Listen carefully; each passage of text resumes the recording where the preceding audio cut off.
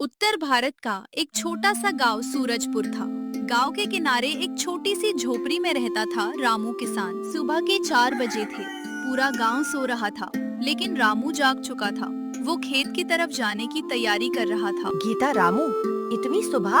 रामू, गीता, फसल तैयार होने वाली है। इस बार भगवान ने साथ दिया तो हमारा कर्ज उतर जाएगा। गीता, भगवान जरूर मदद करेंगे। मोहन बाबा, इस बार मेरी स्कूल की फीस भर दोगे ना?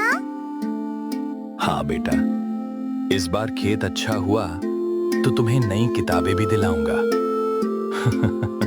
मोहन की आंखों में सपने थे और रामू की आंखों में उम्मीद। उसे क्या पता था कि कुछ ही दिनों में सब बदलने वाला है।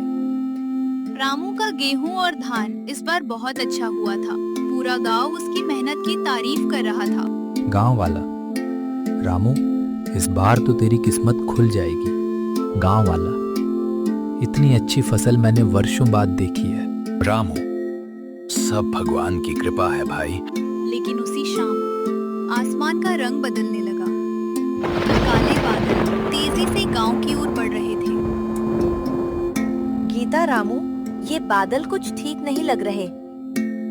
रामू, बरसात होगी तो फसल को फायदा होगा, चिंता मत करो।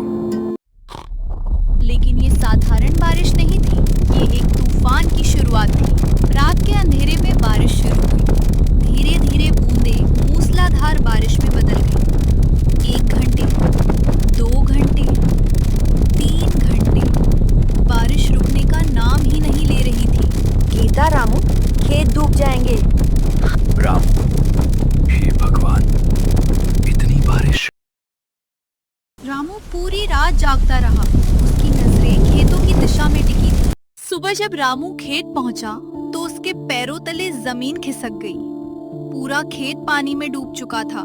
महीनों की मेहनत बर्बाद हो गई थी। रामू, नहीं, ये नहीं हो सकता। मेरी फसल सब खत्म हो गया। रामू वहीं घुटनों के बल बैठ गया। उसकी आंखों से आंसू बहने लगे। जिस खेत को उसने अपने खून पसीने से सींचा था, आज वही खेत बर्बादी का मंजर बन चुका था। रामू उदास मन से घर लौटा। उसके चेहरे पर चिंता साफ दिखाई दे रही थी। तभी गांव का महाजन लाला सेठ उसके घर आ पहुंचा। लाला सेठ, रामू, मेरा पैसा कब लौट आएगा? 3 महीने पहले जो कर्ज लिया था उसका समय पूरा हो गया।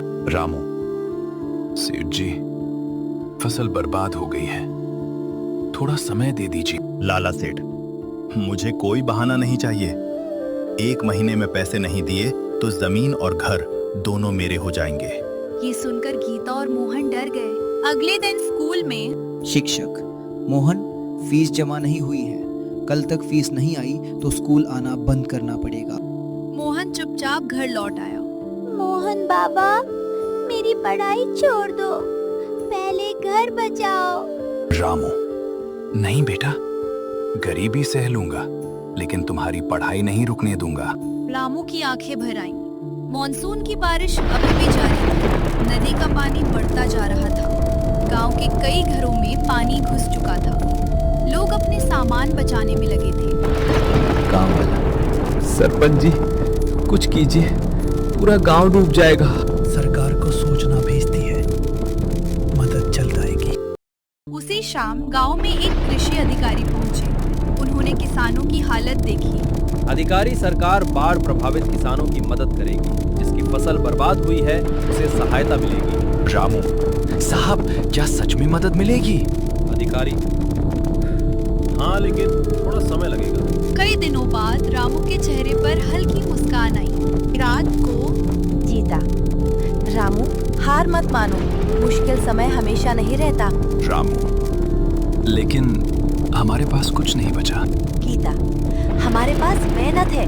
जब तक मेहनत है, उम्मीद है। गीता की बातें रामू के दिल को छू गईं। बारिश धीरे धीरे कम होने लगी। खेतों का पानी उतरने लगा। रामू अगले ही दिन खेत पहुंच गया। गांव वाला, अब वहाँ क्या रखा है? सब खत्म हो गया। रामू, जब तक सांस है, कोशिश खत्म नहीं होगी। रामू ने दोबारा खेत तैयार करना शुरू कर दिया। उसकी मेहनत देखकर गांव वाले भी मदद करने लगे। बारिश भले ही कम हो गई थी, लेकिन पहाड़ों से आने वाला पानी अभी भी नदी में बढ़ रहा था। गांव के पास बहने वाली नदी खतरे के निशान से ऊपर पहुंच चुकी थी। सरपंच, सभी गांव वाले ध्यान दें।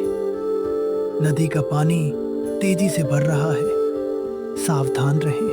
लोग डर गए, लेकिन रामू अपनी नई फसल की तैयारी में लगा रहा। एक रात अचानक मौसम फिर बदल गया। आंधी और बारिश शुरू हो गई। नदी का पानी गांव की तरफ बढ़ने लगा। गीता, रामू बाहर देखो, पानी घर की तरफ आ रहा है। रामू, हे भगवान, अब क्या होगा?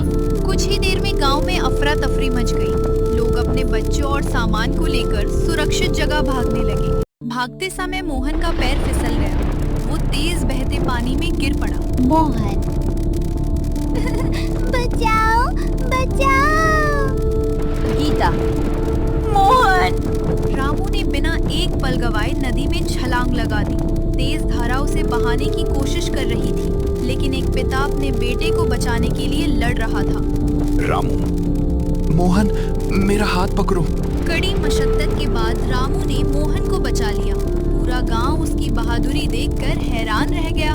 अगले दिन गांव में भारी नुकसान दिखाई दिया।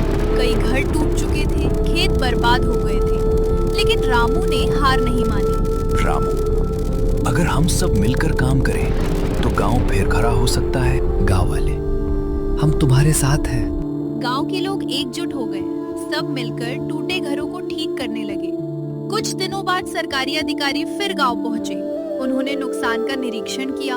अधिकारी, सरकार की तरफ से किसानों को सहायता राशि दी जाएगी। रामू को भी मदद मिली। ये रकम बहुत बड़ी नहीं थी, लेकिन नई शुरुआत के लिए काफी थी। रामू ने फिर से खेतों में काम शुरू किया। दिन हो या रात, धूप हो या बारिश, वो लगातार मेहनत करता रहा। गीता, इतनी मेहनत मत करो। रामू, जब तक सपना पूरा नहीं होगा, आराम नहीं करूंगा। महीने बीत गए। धीरे धीरे खेत फिर से हरे होने लगे। एक दिन पूरा खेत सुनहरी फसल से भर गया। इस बार फसल पहले से भी ज्यादा अच्छी हुई। गांव वाला, रामू, तुम्हारी मेहनत जीत गई। रामू, ये मेरी नहीं, भगवान और आप सबकी जीत है। रामू की आंखों में खुशी के आंसू थे। रामू अपनी फसल बेचकर सीधे लाला सेठ के पास पहुंचा। रामू, सेठ जी, आपका पूरा कर्ज। लाला सेठ, तुमने सचमुच सब चुका दिया? रामू, मेहनत करने वाला कभी हारता नहीं। आज रामू कर्ज से आजाद हो चुका था। कुछ समय बाद मोहन ने अपनी पढ़ाई में बहुत अच्छा प्रदर्शन किया। उसे छात्रवृत्ति मिल गई। शिक्षक, मोहन, हमें तुम पर गर्व है।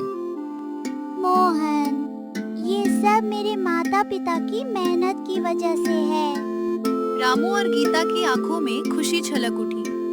मानसून की बारिश ने रामू से बहुत कुछ छीन लिया था, लेकिन वो उसकी हिम्मत नहीं छीन सकी। मुश्किलें आईं, आंधियां आईं, बाढ़ आई, लेकिन मेहनत और विश्वास के आगे हर परेशानी हार गई। मॉरल ऑफ द स्टोरी: जीवन में कितनी भी बड़ी मुसीबत क्यों ना आए, अगर इंसान मेहनत, धैर्य और उम्मीद नहीं छोड़ता, तो सफलता एक दिन जरूर उसके कदम चूमती है। अगर कहानी पसंद आई तो लाइक करें, शेयर करें और सब्सक्राइब करें और कमेंट जरूर करें।